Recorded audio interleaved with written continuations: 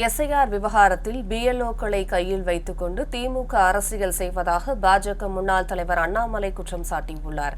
Chennai D நகரில் உள்ள கமலாலயத்தில் SIR வாக்காளர் சிறப்பு திருத்தப் பணிகள் தொடர்பான ஆய்வுக் கூட்டம் நடைபெற்றது.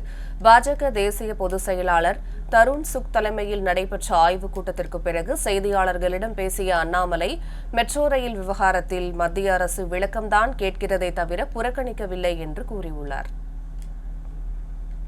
அதே நேரத்தில் எத்தனையோ போலி வாக்காளர்களை நம்ம கண்டுபிடிச்சிருக்கிறோம். அதையும் கூட இன்றைக்கி நம்முடைய தலைவர்கள் திரு தருண்ஜுக்கு அவங்க கவனத்துக்கு கொண்டு வந்தாங்க. நிறைய இடத்துல ஆளும் கட்சி திராவிட முன்னேற்றக் கழகம் தன்னுடைய அதிகாரத்தை தவறாக பயன்படுத்தி பிஎல்ஓ கையில் வச்சுக்கிட்டு சில வேலைகள் செய்கிறாங்க. அதையும் அவருடைய கவனத்துக்கு கொண்டு வந்திருக்கிறாங்க. நாங்கள் தேர்தல் ஆணையத்தை எப்பொழுதும் நம்புகின்றோம். அவர்களை நம்பி தொடர்ந்து நாங்கள் கம்ப்ளைண்ட் கொடுக்குறோம். பிஎல்ஓ சரியில்லாத இடத்துல பிஎல்ஓவை தேர்தல் ஆணையம் மாற்றிருக்கிறாங்க. அதே நேரத்தில் ஆளும் கட்சியினுடைய பிடியிலிருந்து பிஎல்ஓவை காப்பாற்றணும். அதே நேரத்தில் நேர்மையான முறையில் எஸ்ஐஆர் நடக்கணும். அதையும் நம்முடைய தொண்டர்கள் ஊர்ஜிதம் செய்வார்கள். மாநில அரசு மெட்ரோவை கேட்டு விண்ணப்பிக்கலாம், தவறு கிடையாது. நமக்கு கண்டிப்பாக சென்னைக்கு வேணும், கண்டிப்பாக கோயம்புத்தூருக்கு வேணும், கண்டிப்பாக மதுரைக்கு வேணும், கொடுக்கணும். கொடுத்த ரிப்போர்ட் எப்படி கொடுத்தாங்க? 2022 கொடுத்த ரிப்போர்ட்டில் 2011 பாப்புலேஷன் டேட்டா போட்டாங்க. வேறு மாநிலங்கள் என்ன பாப்புலேஷன் டேட்டா கொடுக்குறாங்க?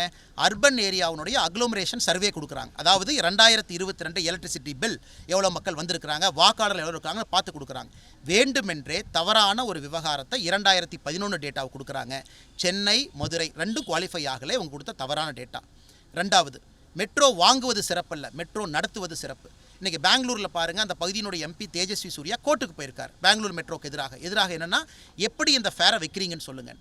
பெங்களூர் மெட்ரோவில் கண்டமேனிக்கு ஃபேரை ஏற்றிருக்கிறாங்க. காரணம், திட்டம் சரியாக போடல. இரண்டாவது, மத்திய அரசு கேட்குறது திட்டத்தை சரியாக போடுங்க. கோயம்புத்தூர் மெட்ரோ ப்ரொப்போசல் 6 இடத்துல மெட்ரோ ஸ்டேஷன் சொல்லியிருக்கக்கூடிய இடத்துல நிலத்தை எப்படி கையகப்படுத்த போகிறாங்க ரிப்போர்ட்டில் இல்லை. பப்ளிக் லேண்டா ப்ரைவேட் லேண்டா இல்லை. ரைட் ஆஃப் வே இல்லை. ஹோப்ஸ் காலேஜிலிருந்து கோயம்புத்தூருக்குள்ளே போகக்கூடிய ரூட்டு டிராஃபிக் கன்ஜெஷன் சர்வேல இல்லை. எவ்வளவு வண்டி போகும் இல்லை.